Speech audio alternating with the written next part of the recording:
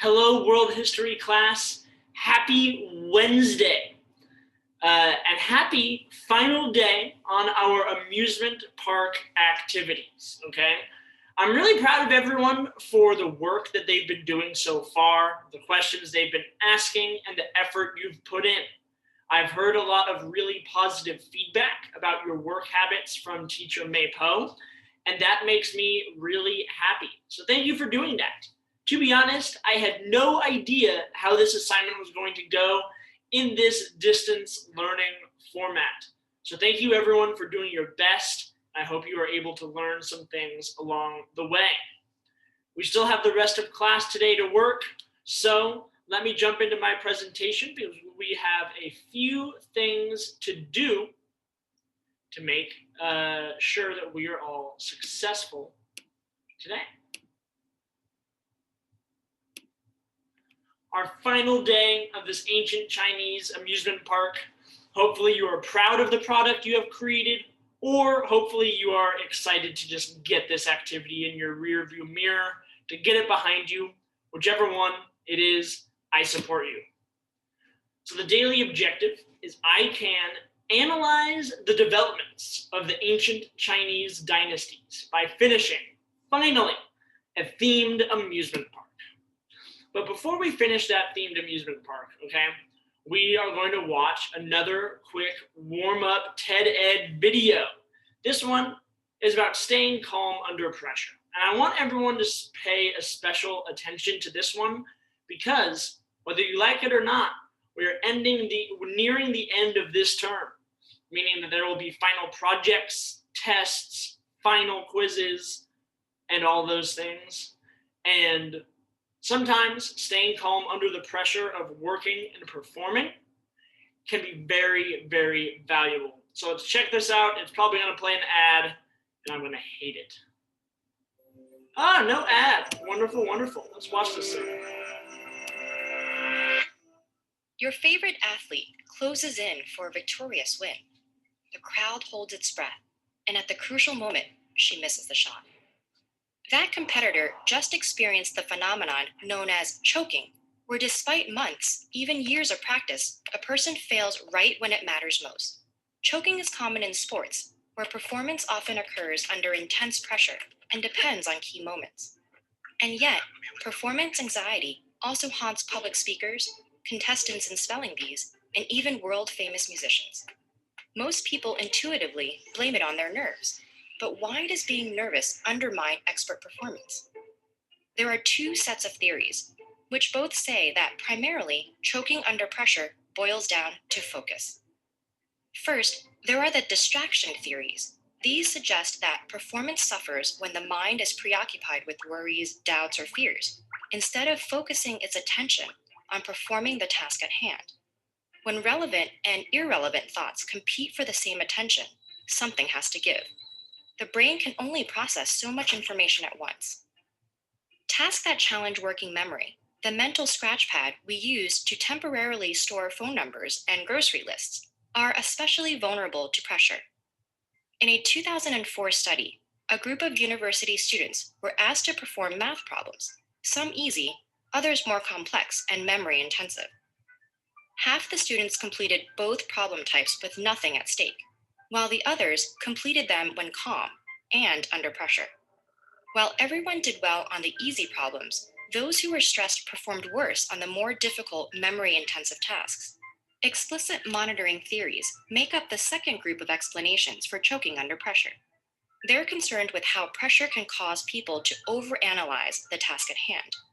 Here, the logic goes that once a skill becomes automatic, thinking about its precise mechanics interferes with your ability to do it. Tasks we do unconsciously seem to be most vulnerable to this kind of choking. A study on competitive golfers compared their performance when instructed to simply focus on putting as accurately as possible versus when they were primed to be acutely aware of the mechanics of their putting stroke. Golfers usually perform this action subconsciously, so those who suddenly tuned in to the precise details of their own moves also became worse at making accurate shots. Choking may not be inevitable for everyone, though. Research suggests that some are more susceptible than others, especially those who are self-conscious anxious, and afraid of being judged negatively by others. So, how can we avoid choking when it really counts? First, it helps to practice under stressful conditions. In a study on expert dart players, researchers found that those who hadn't practiced under stress performed worse when anxious, compared to those who had become accustomed to pressure. Secondly, many performers extol the virtues of a pre performance routine, whether it's taking a few deep breaths, repeating a cue word, or doing a rhythmic sequence of movements. Studies on golfing, bowling, and water polo find that short rituals can lead to more consistent and accurate performance under pressure. And thirdly, researchers have shown that having an external focus on the ultimate goal works better than an internal focus, where someone is tuned into the mechanics of what they're doing. A study of experienced golfers revealed that those who hit chip shots while focused on the flight of the ball performed significantly better than those who focused on the motion of their arms. So perhaps we can modify that age-old saying, practice under pressure, with focus, and with that glorious end goal in sight, makes perfect. For a nail-biting example of persevering under pressure. Alrighty. So hopefully we were able to take a few things away from that video. So I have 3 quick little warm-up reflection questions. So one way that people, quote unquote, choke under pressure when they are distracted is when they are distracted by anxiety, nerves, and fear. What happens when people try to do things distracted? The second question is, another way people, quote unquote, choke under pressure is when people overthink an activity, especially when they already know how to do it well. So why does overthinking something lead to bad results? And then finally, what is one way that you can improve your focus on activities? So Teacher Maypo is going to pause the video. Please take a moment to send your answers to these questions in the Zoom chat, preferably so that everyone can see. But if you feel more comfortable, you can send it just to Teacher Maypo.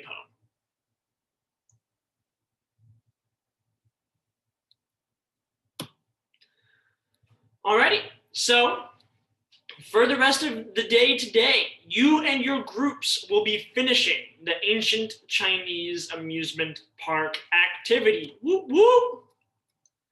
Today is the final deadline, so make sure to be finished by the end of class today. Now, once you finish, there's a mystery that you need to solve, okay? Teacher Nolan, myself, has been attacked, and you need to solve the crime and bring the criminal to justice. The activity is currently on Edmodo. Let's take a quick look at this new activity. It's a little complicated, so I'm going to try to explain it well. Here's the premise. You're going to put your group name here. Only one person needs to turn it in. Teacher Nolan was hanging out in a mansion with several figures from ancient Chinese history, but he was attacked and left injured.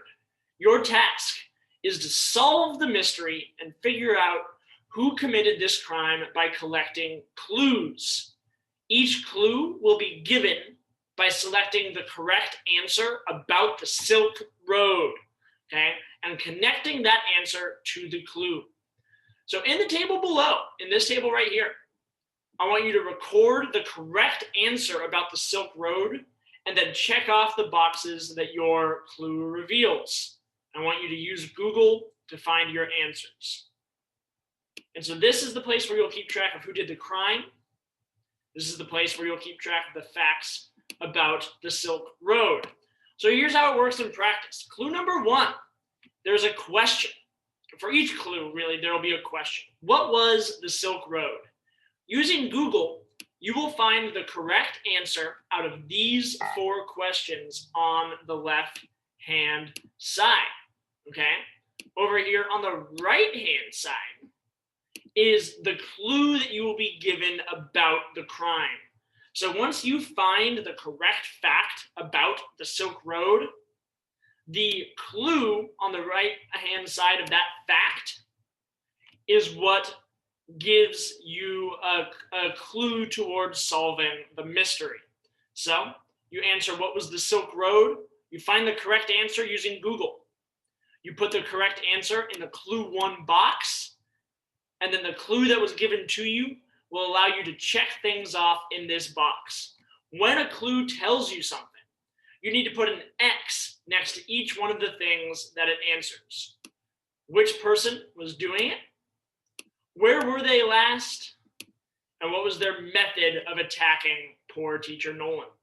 Put an X next to each answered clue. There will be 3 unchecked boxes at the end, and those will reveal the crime. At the very end, you'll answer who committed the crime, where, and how did they do it.